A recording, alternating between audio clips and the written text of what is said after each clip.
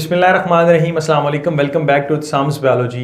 Dear students, division bryophyta की sub division हेपेटिकॉप्सीडा के बारे में आज हम इस लेक्चर के अंदर पढ़ेंगे, जिनको हम लिवरवर्ट्स का भी नाम देते हैं। अब बात करते हैं कि ये जो आपके पास प्लांट्स हैं ये किस किस्म के होते हैं, इनके अंदर क्या वेस्कुलर टिश्यू प्रेजेंट हैं या नहीं है, तो वो हमने प्रीवियस लेक्चर के अंदर पढ़ लिया था कि जो डिवीजन ब्रायोफाइटा है आप इनको एट्रैक्योफाइट्स भी बोलते हैं और नॉन वेस्कुलर प्लांट्स भी बोलते हैं। ये स्पोर प्रोड्यूसिंग होते हैं और इसमें स्पोर भी जो है वो एक तरह के होते हैं, यानी कि होमोस्पोरी जो है वो देखने को मिलती है। और साथ ही साथ हमने ये बोला था कि ये एम्फीबियंस ऑफ द प्लांट हैं, यानी कि first adapted on land plants, यानी कि जिन्होंने पहली दफ़ा जो है वो एलजी के बाद क्या किया है, खुद को ये टेरेस्ट्रियल एनवायरनमेंट के अंदर शेडी एंड डैम्प और मॉइस्ट प्लेसेस के ऊपर लेकर आए हैं, यानी कि लाइफ पानी से निकलकर जो है वो बाहर आई है। तो इस डिवीजन के अंदर यानी कि ब्रायोफाइटा के अंदर पहली जो सब डिवीजन है हेपेटिकॉप्सीडा, उसके जो जनरल फीचर्स हैं, उसका जो लाइफ साइकिल है वो किस तरह से रिप्रोड्यूस करता है, उसमें जो आपके पास प्लांट्स हैं वो कौन कौन से हैं, मेनली आज हम उनके बारे में पढ़ेंगे। तो हम अपने लेक्चर को स्टार्ट करते हैं। जैसा कि मैंने आपको बताया है कि हेपेटिकॉप्सीडा, इनको हम लिवरवर्ट्स का भी नाम देते हैं। सबसे पहले ये पता होना चाहिए कि ये सिंपलेस्ट हैं, बिल्कुल सिंपल हैं बाकी जितने भी आपके पास ब्रायोफाइट्स हैं उनकी निस्बत से। और इसमें आपको 900 स्पीशीज जो हैं वो देखने को मिलती हैं, यानी कि 900 नॉन स्पीशीज जो हैं वो किससे बिलोंग करती हैं, सब डिवीजन हेपेटिकॉप्सीडा से, यानी कि लिवरवर्ट से ये बिलोंग करती हैं। और उसके साथ साथ आपको मैं ऑलरेडी बता चुका हूँ, ये मॉइस्ट प्लेसेस के ऊपर, मॉइस्ट सॉइल के ऊपर, यानी कि जहाँ पर वाटर की अवेलेबिलिटी है ये आपको वहाँ देखने को मिलते हैं। और उसके साथ साथ हम देखेंगे कि इनके अंदर गैमीटोफाइट और स्पोरोफाइट प्रेजेंट होते हैं। पहले मैं आपको स्पोरोफाइट के बारे में बता दूँ। यहाँ पर स्पोरोफाइट जो है वो डिपेंडेंट होता है, ये आपके पास अपनी जो नरिशमेंट है वो कहाँ से लेता है, गैमीटोफाइट से ले रहा होता है। लेकिन स्पोरोफाइट है चूंकि तो उसने क्या प्रोड्यूस करने हैं, स्पोर्स प्रोड्यूस करने हैं, जो कि आपको पता है एसेक्सुअल रिप्रोडक्शन में जो है वो हेल्प कर रहे होते हैं। इट्स मीन कि ये स्पोर्स के अंदर मियोसिस होती है और फिर स्पोरोफाइट के अंदर मियोसिस होगी, उससे स्पोर्स बनेंगे, ये हम लाइफ साइकिल के अंदर पढ़ेंगे। और ये स्पोर एन यानी कि हैप्लॉइड होते हैं, तो जिस जगह पर ये गिरते हैं वहाँ से नए गैमीटोफाइट जो हैं वो बनते हैं। तो इस वजह से हम कहते हैं कि इसमें जो स्पोर्स हैं वो एक तरह के होते हैं, तो यहाँ पर हमें होमोस्पोरी देखने को मिलती है। उसके बाद अगर हम गैमीटोफाइट की बात करते हैं तो गैमीटोफाइट यहाँ पर आपको दो तरह का देखने को मिलता है। एक वो जिसकी बॉडी थैलॉइड है, यानी कि you can not differentiate into root, stem and as well as leaves. तो ये आपके पास क्या कहलाता है, दैट इज द थैलॉइड।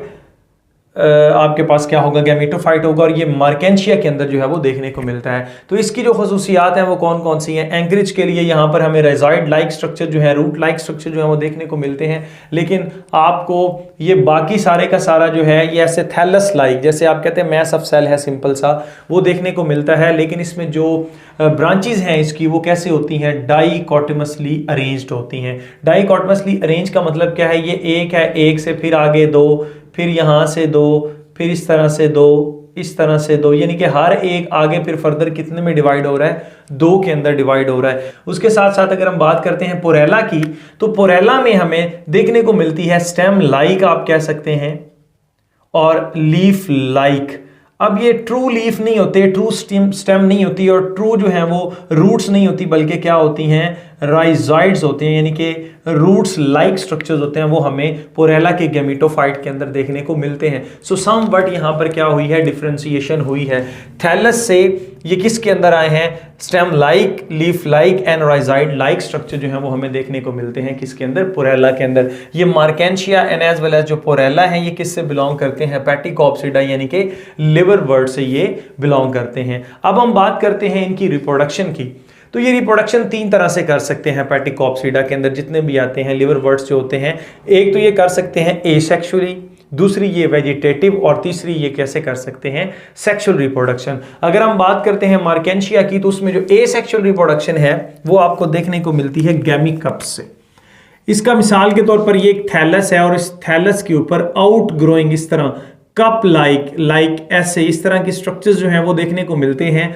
और ये कुछ अरसे बाद इससे डिटैच होने के बाद जिस जगह पर भी ये गिरेंगे वहां पर नया जो मार्केंशिया है वो आपके पास उग आएगा उस जगह पर। सो इट्स मीन कि ये एसेक्सुअल रिप्रोडक्शन में क्या कर रहे होते हैं, हेल्प कर रहे होते हैं। इट्स मीन कि इनके पास इनका सारे की सारी जेनेटिक इंफॉर्मेशन जो है वो मौजूद होती है, asexual reproduction. And by fragmentation, fragmentation जो है ये वेजिटेटिव में आ जाती है, यानी कि कुछ इसके ऐसे स्पीशीज हैं अगर उसका जो गैमेटोफाइट उसके फ्रेगमेंट्स बना दिए जाए, उनको टुकड़ों में बांट दिया जाए, तो जितने आप टुकड़े बनाएंगे उतने नए जो हैं वो आगे फर्दर प्लांट्स जो हैं वो उगाएंगे। सो इट्स मीन कि ये फ्रेगमेंटेशन के थ्रू भी क्या करते हैं, रिप्रोड्यूस करते हैं। अब हम चलते हैं इनकी सेक्सुअल रिप्रोडक्शन पे। सेक्सुअल रिप्रोडक्शन जो है, जैसा कि मैंने आपको प्रीवियस लेक्चर में इनका एक जर्नल जो था लाइफ साइकिल वो बना के दिखाया था, अगर आपको वो याद हो तो इसमें सेम वही हम इसको आज रिपीट करेंगे। तो यहाँ पर हमें गैमेटोफाइट है, जो गैमीट प्रोड्यूसिंग प्लांट है, वो N होता है, यानी कि इसमें नंबर ऑफ क्रोमोसोम जो है वो हाफ होते हैं। इसके ऊपर कुछ ब्रांचेस बनती हैं जिनको हम क्या बोलते हैं, आर्चिगोनियोफोर एंड एंथ्रीडियोफोर। एंथ्रीडिया बेरिंग, 4 का मतलब होता है बेरिंग, यानी कि जिसके पास मौजूद हो। ऐसी ब्रांचेस जिनके पास एंथ्रीडिया है, एंथ्रीडियोफोर कहते हैं। Antheridia bearing branches are called antheridiophore and archegonia bearing branches are called archegoniophore. तो ऑब्वियस सी बात है, आर्चिगोनिया चूंकि मैंने आपको बताया था कि फीमेल स्ट्रक्चर है और इसके साथ साथ जो एंथ्रीडियम है ये आपके पास कौन सा स्ट्रक्चर है, मेल। तो यहाँ पर क्या प्रोड्यूस होंगे, स्पर्म प्रोड्यूस होंगे, और इस केस में यहाँ पर क्या प्रोड्यूस होगा, दैट इज द एग और ओव्यूल प्रोड्यूस होगा। ये भी आपके पास N होता है, ये भी N होता है। अब इनकी क्या होनी है, फर्दर फ्यूजन होनी है। इस फ्यूजन को हम बोलते हैं, this is the fertilization. Fertilization is a process in which sperm is fused with the egg और fusion of gametes is called fertilization। तो इसके रिजल्ट में क्या बनेगा, आपको पता है जाइगोट बनेगा, और ये जाइगोट जो होता है इसके अंदर फर्दर माइटोसिस होती है, और इस माइटोसिस के रिजल्ट में ये आपके पास एम्ब्रियो में कन्वर्ट होता है। इन्हीं वजह से हम इनको एम्ब्रियोफाइटा भी बोलते हैं। अब ये 2N स्ट्रक्चर है, ये जाइगोट भी क्या था, 2N स्ट्रक्चर है। फर्दर इसमें माइटोसिस होती है, और इस माइटोसिस के रिजल्ट में यहां पर क्या बनता है, स्पोरोफाइट बनता है। ये स्पोरोफाइट भी अब क्या होगा, आपके पास 2N स्ट्रक्चर होगा। इस स्पोरोफाइट के अंदर क्या होनी है, मियोसिस होनी है। मियोसिस होगी तो ये किस में तब्दील हो जाएगा, स्पोर्स के अंदर। इट्स मीन आप कहते हैं कि ये जो आपके पास स्पोरोफाइट है इसके ऊपर एक स्पोरेंजियम लगता है, इसको हम क्या बोल रहे हैं, स्पोरेंजियम। और इस स्पोरेंजियम के अंदर इस जगह पर मियोसिस होने के बाद क्या बनेंगे, स्पोर्स बनेंगे, और ये स्पोर जिस जगह पर जर्मिनेट करेंगे, जहां पर भी ये गिरेंगे, इनको एक पर्टिकुलर इन्वायरमेंट मिलेगा, उसके बाद ये जर्मिनेट करके नए गैमेटोफाइट के अंदर जो है वो तब्दील हो जाएंगे, यानी कि वहां पर नया गैमेटोफाइट जो है वो बन जाएगा। तो इस तरह से गैमेटोफाइट से स्पोरोफाइट एंड स्पोरोफाइट से गैमेटोफाइट में ये जनरेशन जो है वो तब्दील होती रहती है। तो ये आपके पास क्या कहलाती है, अल्टरनेशन ऑफ जनरेशन कहलाती है। तो यहाँ से फर्टिलाइजेशन से पहले पहले ये आपके पास N जनरेशन है, और ये आपके पास कौन सी है, 2N जनरेशन है। इस जनरेशन को हम क्या बोलते हैं, स्पोरोफिटिक जनरेशन, और ये आपके पास कौन सी है, that is the gametophytic generation. तो इस तरह से एक जनरेशन दूसरी जनरेशन में कन्वर्ट हो रही है और दूसरी जनरेशन पहली में आ रही है, इसको हम क्या बोलते हैं, अल्टरनेशन ऑफ जनरेशन। तो ये था आपके पास सिंपल सा इंट्रोडक्शन अबाउट हेपेटिकॉप्सीडा जो हमारे एफएससी के सिलेबस को कवर कर रहा है। अगर आप बीएससी के लेक्चर्स जो हैं वो देखना चाह रहे हैं तो उसके लिए आपको थोड़ा सा वेट करना पड़ेगा, क्योंकि जब तक मेरे सब्सक्राइबर 50K नहीं हो जाते तब तक मैं दूसरा चैनल जो है वो नहीं बनाऊंगा। ये मैंने आप लोगों से कहा था। Stay connected, thank you and अल्लाह हाफिज़।